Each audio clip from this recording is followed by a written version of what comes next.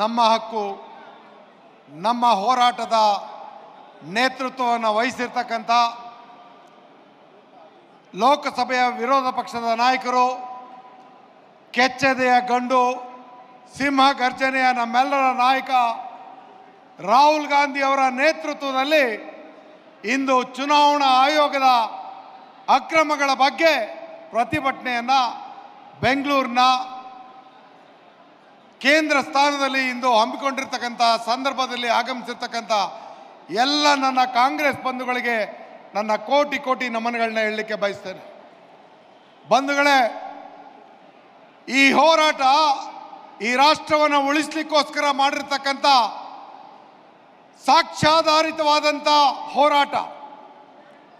ರಾಷ್ಟ್ರದ ಯಾವೊಂದು ಮೂಲೆಯಲ್ಲೂ ಕೂಡ ಈ ಗರ್ಜನೆ ಸದಾ ಗುನುಗಬೇಕು ಅನ್ನುವಂಥ ಕಾರಣಕ್ಕೋಸ್ಕರ ಸಾಕ್ಷಿ ಸಮೇತ ನಿನ್ನೆ ನವದೆಹಲಿಯಲ್ಲಿ ನಮ್ಮ ನಾಯಕರಾದಂಥ ರಾಹುಲ್ ಗಾಂಧಿ ಅವರು ನಮ್ಮ ಬೆಂಗಳೂರಿನ ಲೋಕಸಭಾ ಕ್ಷೇತ್ರದ ಅಕ್ರಮಗಳ ಬಗ್ಗೆ ಎಳೆ ಎಳೆಯಾಗಿ ಬಿಡಿಸಿರ್ತಕ್ಕಂಥ ಪ್ರತಿಯೊಂದು ಅಂಶಗಳನ್ನು ಕನ್ನಡಿಗರು, ಅದರಲ್ಲಿ ಕರ್ನಾಟಕದ ನಾವು ಎಚ್ಚೆತ್ತುಕೊಂಡು ಈ ರಾಷ್ಟ್ರದಲ್ಲಿ ನಡೀತಾ ಇರ್ತಕ್ಕಂಥ ಮತದಾನದ ಸಂದರ್ಭದಲ್ಲಿ ನಡೀತಾ ಇರ್ತಕ್ಕಂಥ ಅಕ್ರಮಗಳಲ್ಲಿ, ಅದು ಮಹಾರಾಷ್ಟ್ರ ಆಗಿರ್ಬೋದು, ಗುಜರಾತ್ ಆಗಿರ್ಬೋದು, ರಾಷ್ಟ್ರದ ಪ್ರತಿಯೊಂದು ಮೂಲೆ ಮೂಲೆಯಲ್ಲಿ ಈ ರೀತಿಯ ಅಕ್ರಮಗಳು ನಡೆದಿರ್ಬೋದು.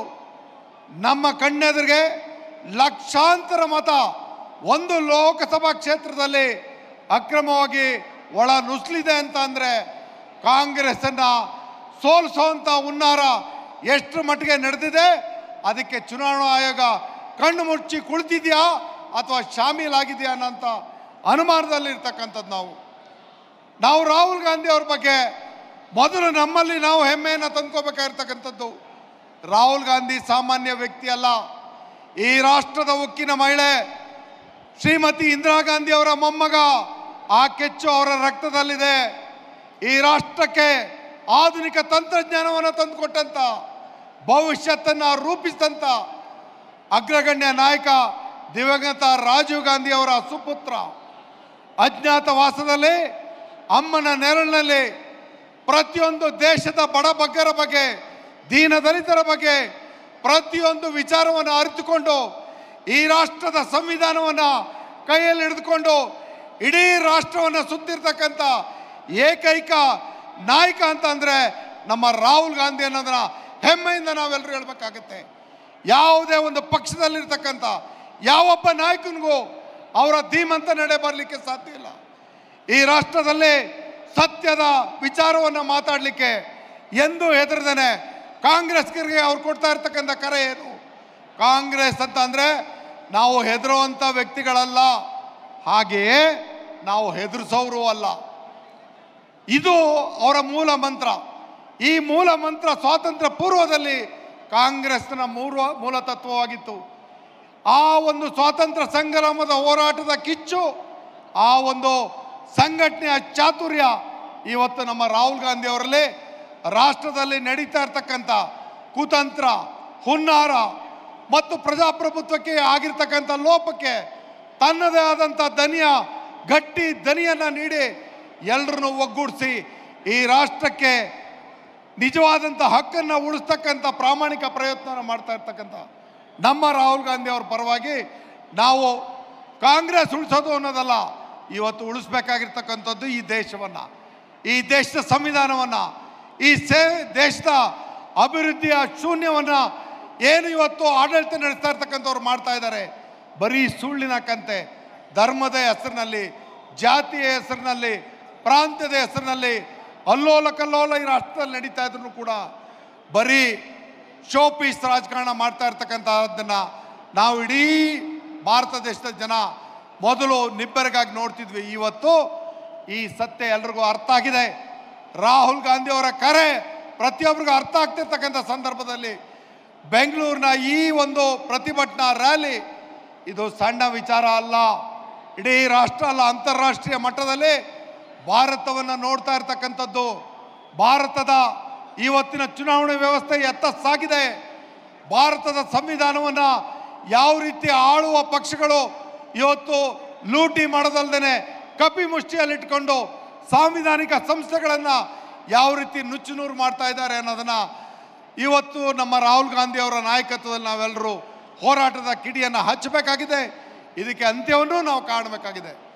ನಿಮಗೆ ನಾನೊಂದು ಮಾತನ್ನು ಹೇಳ್ತೇನೆ. 2010ರಲ್ಲಿ ಒಂದು ಬಾರಿ ಯಾರು ಈ ಹುನ್ನಾರ ನಡೆಸ್ತಾ ಇದ್ದಾರೆ ಕರ್ನಾಟಕದಲ್ಲಿ, ಯಾವತ್ತೂ ಸ್ವತಂತ್ರವಾಗಿ ಅವರು ಆಡಳಿತ ಮಾಡಿದವರೇ ಅಲ್ಲ.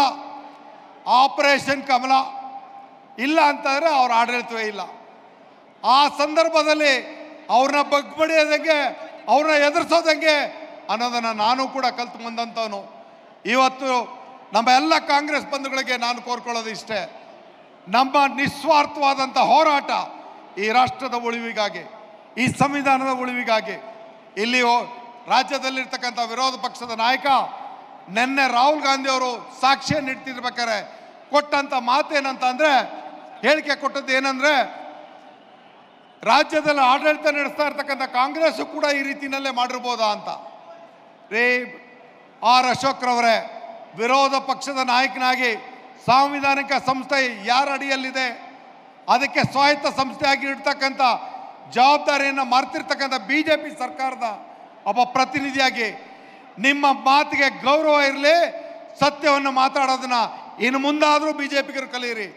ಈ ರಾಷ್ಟ್ರ ಇನ್ನು ಮುಂದೆ ನಿಮ್ಮ ದುರಾಡಳಿತಕ್ಕೆ, ನಿಮ್ಮ ದುರಾಚಾರಕ್ಕೆ, ನೀವು ನಡ್ಕೊಂಡಿರ್ತಕ್ಕಂಥ ಎಲ್ಲ ಸ್ವಾಯತ್ತ ಸಂಸ್ಥೆಗಳನ್ನು ಕಪಿ ಮುಷ್ಟಿಯಲ್ಲಿ ಹಿಡ್ಕೊಂಡಿರೋದನ್ನ ಬಿಡಿಸಿ ಭಾರತ ಮಾತೆಯನ್ನು ರಕ್ಷಣೆ ಮಾಡಿ ಭಾರತದ ಪ್ರಜೆಗಳಿಗೆ ಸಾರ್ವಜನಿಕವಾಗಿ ನ್ಯಾಯವನ್ನು ಕೊಡ್ತಕ್ಕಂಥ ದಾಟಿಯಲ್ಲಿ ಮುಂದಿನ ನಾಯಕತ್ವವನ್ನು, ರಾಷ್ಟ್ರವನ್ನು ಆಳ್ತಕ್ಕಂಥ ನಾಯಕತ್ವವನ್ನು, ಪ್ರಧಾನಮಂತ್ರಿ ಆಗ್ತಕ್ಕಂಥ ನಾಯಕತ್ವವನ್ನು ನಾವೆಲ್ಲರೂ ರಾಹುಲ್ ಗಾಂಧಿ ಅವ್ರ ಮುಖಾಂತರ ನಮ್ಮ ಕನಸನ್ನು ಈಡೇರಿಸೋಣ ಅಂತ ಕೂಗನ್ನು ನಿಮ್ಮ ಮುಂದೆ ಹೇಳಿ ಈ ಒಂದು ಅವಕಾಶಕ್ಕಾಗಿ ವಂದಿಸಿ, ಹೆಚ್ಚಿನ ಒಂದು ಹೋರಾಟ ಪ್ರತಿಯೊಂದು ವಿಧಾನಸಭಾ ಕ್ಷೇತ್ರದಿಂದ ಇಡೀ ರಾಜ್ಯದಾದ್ಯಂತ, ರಾಷ್ಟ್ರಾದ್ಯಂತ ನಾವೆಲ್ಲರೂ ಒಕ್ಕರ್ಲ ಧ್ವನಿಯಾಗಿ ನ್ಯಾಯವನ್ನು ಪಡೆಯೋದಕ್ಕೆ ಮುನ್ನುಗ್ಗೋಣ ಅಂತ ಶುಭ ನುಡಿಯನ್ನು ಹೇಳಿ ತಮಗೆಲ್ರಿಗೂ ಹೊಂದಿಸಿ ನನ್ನ ಮಾತನ್ನು ವಿರಾಮವನ್ನು ಹೇಳ್ತೇನೆ. ಎಲ್ರಿಗೂ ಧನ್ಯವಾದ. ಜೈ ಕಾಂಗ್ರೆಸ್. Hello hello Venu. ನರೇಂದ್ರ ಸ್ವಾಮಿರವರಿಗೆ ಧನ್ಯವಾದಗಳು. ವೇಣು, ದಯಮಾಡಿ ನಮ್ಮ ಸೇವಾದಳ ಕಾರ್ಯಕರ್ತರು ಮುಂದೆ ಯಾರು ನಿಲ್ತಿದ್ದೀರಾ, ಬರ್ತಾ ಇರ್ತಕ್ಕಂಥ ಕಾರ್ಯಕರನ ವೇದಿಕೆಯ ಬಲಭಾಗಕ್ಕೆ ಇರ್ತಕ್ಕಂಥ ಆಸನಗಳಿಗೆ ಕೂಡಿಸ್ಬೇಕು ಅಂತೇಳಿ ಮನವಿ ಮಾಡಿಕೊಳ್ತಾ ಇದ್ದೀನಿ. ಹೊರಗಡೆ ರಸ್ತೆಯಲ್ಲಿ 10,000 ಜನಕ್ಕಿಂತ ಇನ್ನೂ ಹೆಚ್ಚು ಜನಸಂಖ್ಯೆಯಲ್ಲಿದ್ದಾರೆ.